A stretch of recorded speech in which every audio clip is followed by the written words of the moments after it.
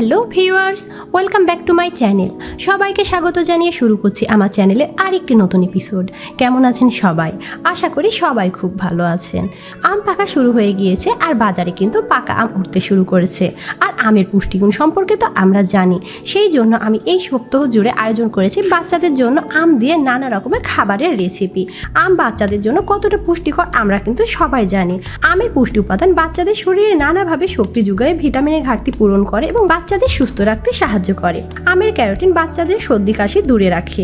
আমে রয়েছে কার্বোহাইড্রেট যা বাচ্চাদের কর্মশক্তি যোগায়। আমের আয়রন অ্যানিমিয়া প্রতিরোধ করে, ক্যালসিয়াম হাড় সুগঠিত করে এবং দাঁতের সুস্থতা বজায় রাখে। আমে রয়েছে প্রচুর পরিমাণ ভিটামিন সি। এছাড়া রয়েছে পটাশিয়াম যা বাচ্চাদের রক্ত স্বল্পতা দূর করতে সাহায্য করে। আমে রয়েছে আঁশ, ভিটামিন, খনিজ উপাদান ও অ্যান্টিঅক্সিডেন্ট যা বাচ্চাদের হজম করতে সাহায্য করে এবং খাবার দ্রুত হজম হয়ে যায়। তো কথা না বাড়িয়ে চলুন শুরু করা যাক মূল রেসিপিতে।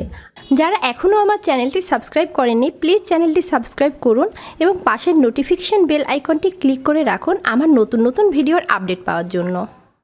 আজ আমি আপনাদের সাথে শেয়ার করব 1 বছর থেকে 6 বছরের বাচ্চাদের জন্য সাবুদানা দিয়ে আমের মজাদার নাস্তা।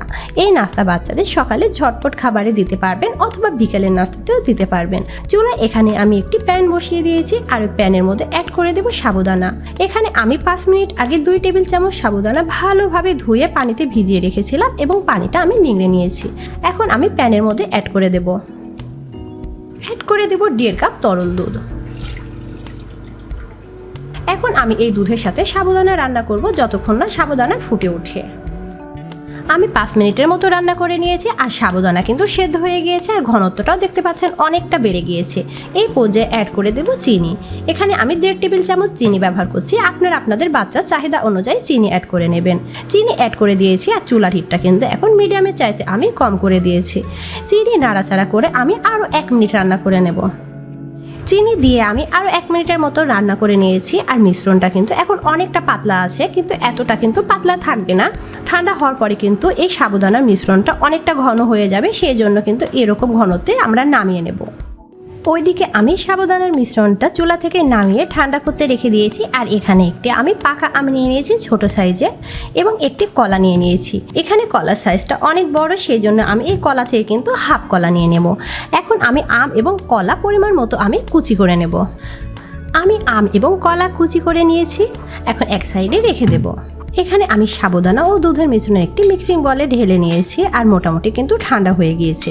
আপনারা চাইলে কিন্তু ফ্রিজে রেখে একদম ঠান্ডা করে নিতে পারেন, কিন্তু আমি বাচ্চাদের একদম ঠান্ডা দিতে চাচ্ছি না, কারণ সেক্ষেত্রে বাচ্চাদের কিন্তু ঠান্ডা লেগে যাওয়ার সম্ভাবনা আছে। আর ঘনত্বটা দেখছেন এখন অনেকটা ঘন হয়ে গিয়েছে। এখন আমি কুচি করে রাখা কলা এবং আম অ্যাড করে দেব।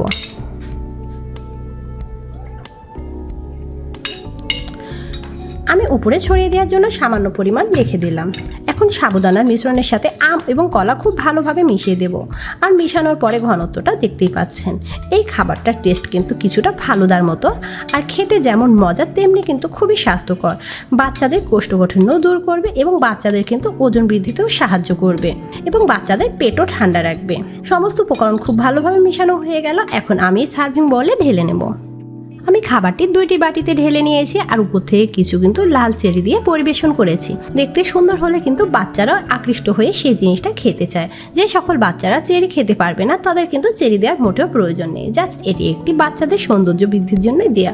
আশা করি আজকের ঝটপট এই ভিডিওটি আপনাদের ভালো লাগবে। আর ভিডিওটি যদি আপনাদের ভালো লেগে থাকে প্লিজ ভিডিওটি আপনাদের ফ্রেন্ডস অ্যান্ড ফ্যামিলির মধ্যে শেয়ার করবেন এবং ভিডিওতে লাইক কমেন্ট করে আমার পাশে থাকবেন। ধন্যবাদ।